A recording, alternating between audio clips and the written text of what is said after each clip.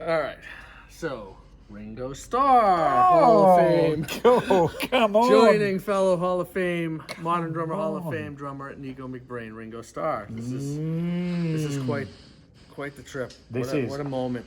I tell you, because okay, Buddy was one of my favourite drummers, but personally, Joe Morello got me into playing. First of all. Wow, one of my main influences, and I studied with him. Oh my gosh, you studied with him? I did, yeah. We're going to get to his kit soon. Yeah. So I saw him playing a solo on Take 5 back in 62, somewhere around 63. And then I got inspired to, he inspired me to pick up sticks, which I did. And then this guy was my first ever pin-up. And I had a poster of Ringo where it wasn't this size drum set, it was his regular super classic. Okay. The Oyster Finish. Sure. 62, 63. Yep, the Ed Sullivan kit. Yeah. Oyster Pearl Black. That's the one. And I had a picture, and he was sick because he sat high. I'm surprised. Right. He got quite high. And the picture was that picture pretty much sums him up that I had.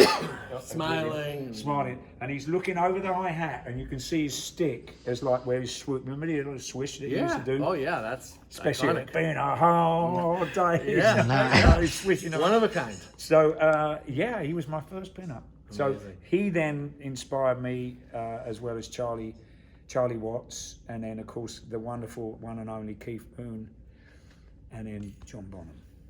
But in amongst all this was the influence of Buddy Rich, which was like, everybody at that time in the 60s were, if you didn't love Buddy Rich, you didn't have a clue, basically. So those were the first four guys. But this guy I used to go to sleep every night to Ringo, his picture, and I told him that when I saw him, and he went, oh, okay. I said, what size hi-hats were they? Were they 15-inch super zins?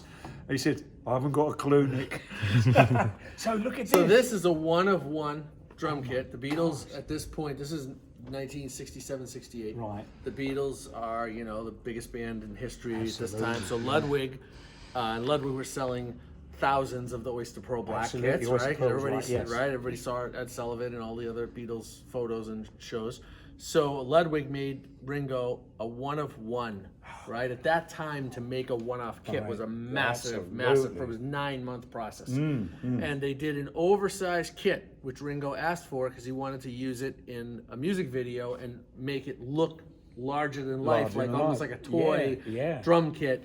So they did this 28 and a 16-inch snare drum, and check it out. And it's there. It is. It's in the Hello Goodbye video. Look at him dancing with Jay. Yeah. And then he went on to not only do the video with it, but use it on overdubs on White Album and Abbey Road. Oh, be blowed. Oh, thank you very much. I hold the sticks. Oh. Hey, how about that for a bass drum sound? What is that? It's a 16.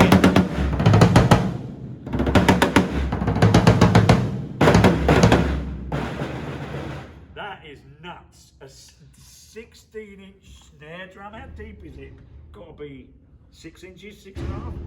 At least. Look at that. And it's got a little dampener on It's it. at least the 6. It's got the original. Let's have a look under there for a minute. It's Now a they have massive. that interest. It's got a gut snare. Oh, They have the interest now in the snoms. He's You know got what gut I mean? and- With the snare and tom kind of back now.